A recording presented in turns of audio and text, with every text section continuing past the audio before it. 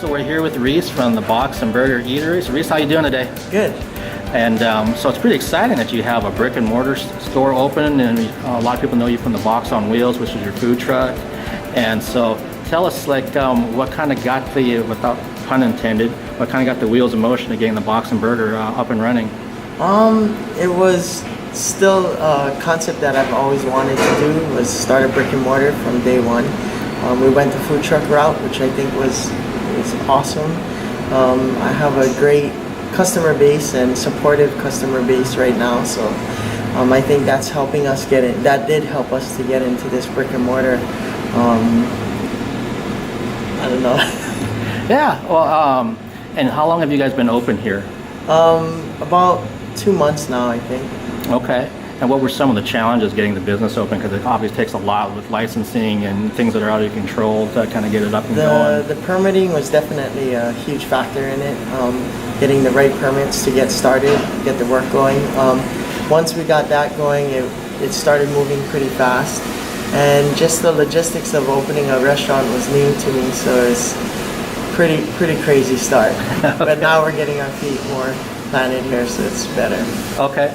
And you were telling me earlier that a lot of the people that have worked for you, some of them you've known for a long time, in the industry, and you've kept good relationships with a lot of people. What are you finding that between the truck and the Box and Burger are you looking for from your employees? Consistency, for sure. Getting a bunch of new people in here. We still want to put out great food and food that people come back for, So we're just trying to get that going and have everyone on the same page. Okay. And what made you what drew you to the Asian fusion style that you do with both places?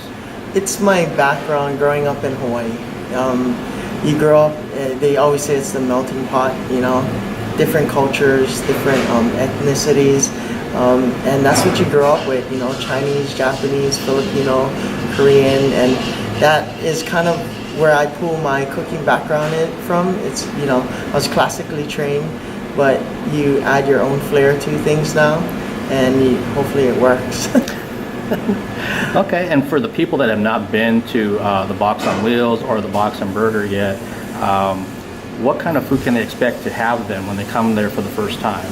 Hopefully it's a new experience, something that, flavors that, you thought you might have tasted, but it is presented in a different way or in a different taste. But hopefully, you enjoy it. I want to create a new experience for people, different flavors on things. Okay, and I can say, having been a customer myself of the food truck, that I think that's exactly what you are bringing to the table, because people are going there and you see this different Asian fusion mix of food that we can't quite necessarily get around here, especially on the east side of Kirkland, Redmond, Bellevue. Right. But then also it comes down to the customer service. I mentioned to you earlier that I think the second time I went to the food truck, you remembered my name, and I can't remember what I ate yesterday, but somehow you remember my name and you remember a lot of your regular customers, and right. My parents are regulars now, and it's just like. So you have the food going for you, you have the customer service going for you, so it seemed like a natural leap to go from the food truck to the brick and mortar of the Box and Burger Eatery, because you already have a built-in audience that already, it's like, I know my folks came here for the opening, and it's it was packed in here, there's like no place to sit kind of a thing, and that's exactly what you want, because it could have been, hey, we're open, and like, there's not a soul that comes in, you're like, oh no, what do we do? And how do we talk to the bank about this?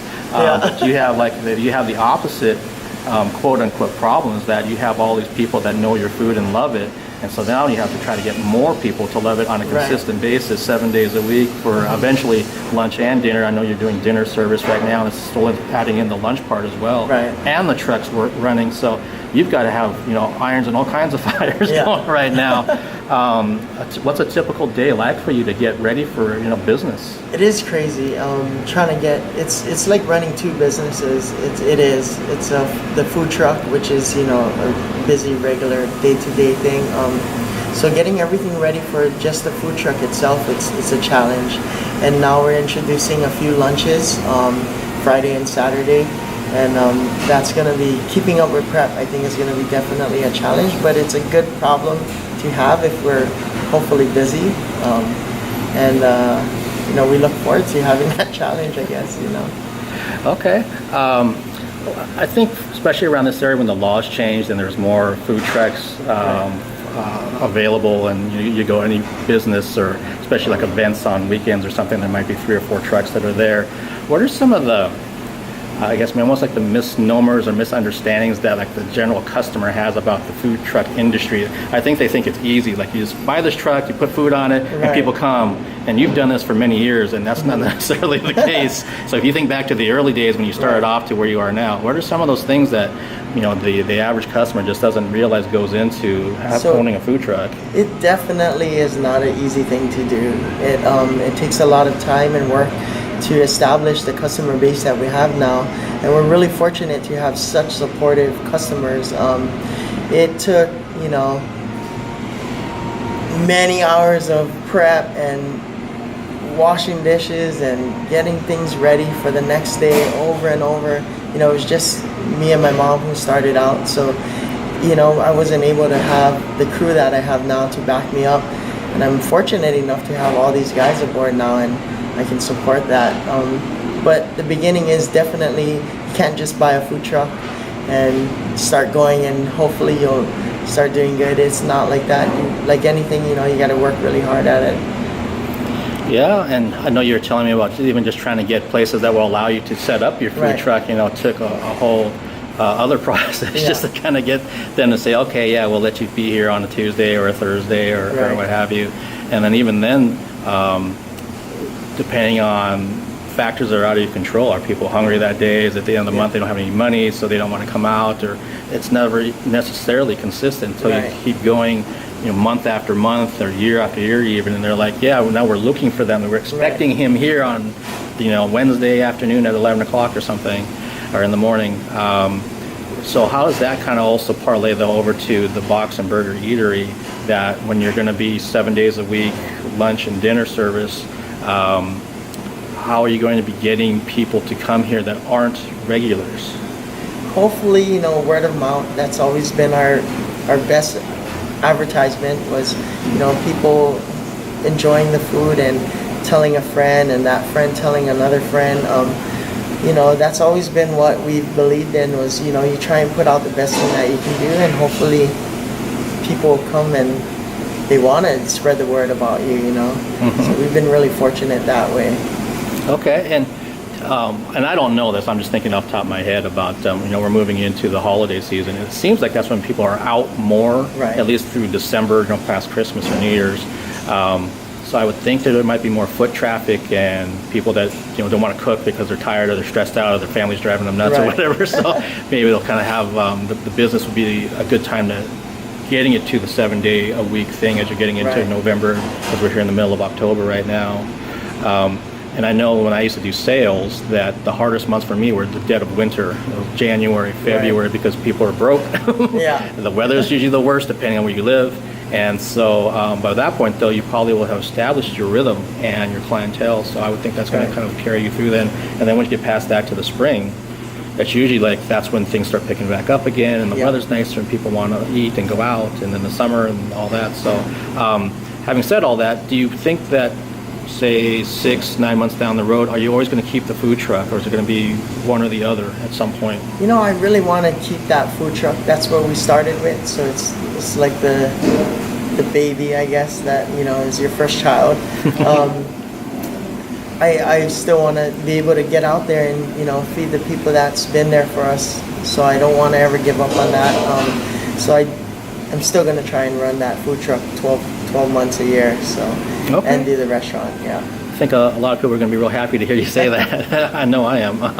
And do you think there would ever be a point, and maybe it's a year, even 2 years down the road, where you might actually expand the food truck part and do like one that's in a different area, like in the north end where I live, or towards the U district of Seattle or something? Or is it like, I don't want to even think about that right now because I got 2 businesses as it is, let alone my catering as well, so really 3 businesses to keep on mind. But like, if everything goes according to plan, do you think you'd want to expand that way? Would you want to expand with another brick and mortar, or maybe both?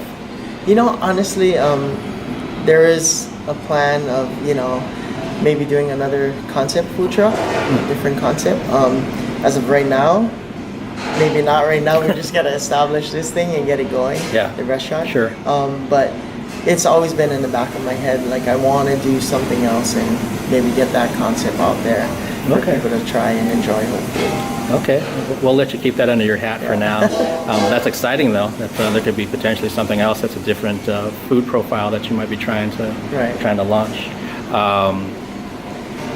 Since we're here in the middle of October of 2017, what do you want to have seen from your businesses exactly a year from now? So in October of 2018, where do you want the Box and Burger Eatery to be? Where do you want your food truck to be? Your catering business? Catering wise for the food truck, I think, I'm happy where it is now. I think we're doing really good that way. Restaurant, I do want to fill every seat in here every night, but it is a restaurant, so it'll have its ups and downs. But I do, I just want to put out good food. That's what it is and have people come in there and enjoy the atmosphere. My wife worked really hard on this decor, so I want people to come in and just feel comfortable and have a beer, have some good food, and just enjoy it. Okay. And in some ways, it kind of seems that it probably speaks to your background coming from Hawaii, that I think you're looking for ohana, the family vibe, the concept. And is there, for people that have not been to any of your businesses, what would you like to say to them? This is a small family-run business, and I do tell all my employees that we're all ohana family. And that's the only way I can see running a business is, we see each other more than we do see our families. So it really is our second family, and, we want you to be part of that. We do, like Mark knows, we do want to make that connection with everyone and not just come in here to, have food, but, to get to know each other, get to know everyone. That's how we were raised in Hawaii, and we want to express that ohana here too. So. Okay. Well, one other question I had, I tend to do my interviews and I'll think, oh yeah, I'm done. No, I'm not. I actually have other questions for them. When I was going to the food truck, and it's still that way now, I think I mentioned to you through social media about at one point maybe trying to put like a special on the menu, because the menu is very solid. Everybody, all your regulars know it. We all know it. But have you ever thought about maybe doing that like one day a week, like on Fridays? I don't know, because a lot of people think of seafood or fish, like putting some sort of, especially now that you have this menu here at the Box and Burger going, that you might throw a special on there, or is there a reason not to? Because it also can cut into your bottom line, or what's the best thing there? There's actually a ton of people who asked if we're going to expand on the food truck menu. It is such a tight space in there that we're so limited to what we sell. And the funny thing is, 80% of the people will order chicken karaage, so I'm kind of like, why would I change anything? But now that we have the restaurant, I definitely want to do more, be more creative and have different things, on a regular basis where people are excited to maybe come in the next week and try something different. I know there's some regulars now that are telling me this menu is too big because they can't eat every single one. They've been here 2 or 3 times a week already, and they're trying to get through the whole menu. So, I'm sure they'll be excited when we come up with new things too. So that's our goal, is to keep it exciting. Yeah. Okay. And one thing when it comes to the marketing of a business, these days there's social media. It's almost like you have to use, especially for a food truck, and now with a brick and mortar that's getting off the ground. How important has social media been to the Box and the Box and Burger? I think it's been amazing. Like we were talking about, word of mouth is really important. But to know that we have such a strong following and know what's going on in this brick and mortar, people look at our Facebook, and the turnout has been amazing. We haven't advertised any lunch openings, but when we put it on Facebook, it kind of blew up. I was surprised on how many people actually look at Facebook and follow us, but it's awesome. It has been really awesome for us. Yeah, well, I can even say that prior to this interview, that I don't know how many people looked at your sign on your door and thinking either they can come in or they're trying to get information about when are you open. Oh, we can come back for dinner, that kind of a thing. And that's just from people walking past it. Let alone the social media things. And I see everything through Facebook and Instagram, and I see all the amazing things you do for your catering, which is something I'd like to talk to you a bit about. what are some of the events that come to mind that you've catered for? Has it been weddings and corporate events, or just something? Is anything in particular that really stands out that you had a chance to cater? So we've done a lot of everything. We've done corporate events, big corporate events, and the wedding scene has actually really accepted the food truck scene to be there. So it's like, instead of having a traditional wedding, people are open to having food trucks there now, and I think it's great. It's fun. It's always been a different and fun environment. They have a lot of cool venues where they're accepting food trucks to actually serve food there. And we don't just do a regular food truck menu. What we also offer is a bunch of different appetizers, or we get really creative with the menu. It all depends on what you want in your event.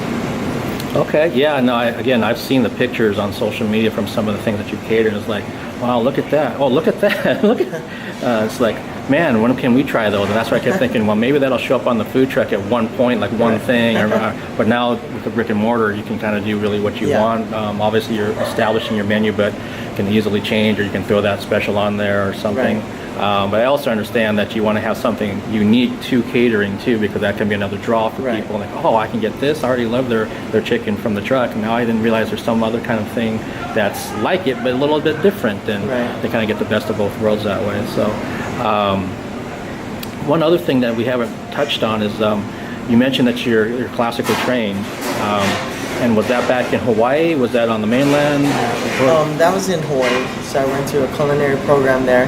It was a great program. We got to work with a lot of the local chefs that, gave their time to really mentor us and teach us. And I felt like that was the best way. And then what brought you here to the Kirkland area of Washington?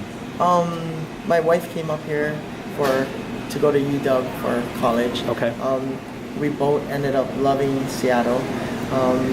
We ended up on the east side, which I like. But yeah, it was more for her schooling, and now we have a family. Now we have a business, so it's been really great. Okay. And is there anything else that you'd like the people out there to know about what's coming up in the future with the Box or the Box and Burger or your catering? Just hopefully you can come in and try our stuff if you haven't. And we really want to get to know you and meet you, and hopefully you like our food. All right, cool. Well, thank you very much for your time today. It was a pleasure, and I'm looking forward to eating more of your food. Thanks, Mark. Right.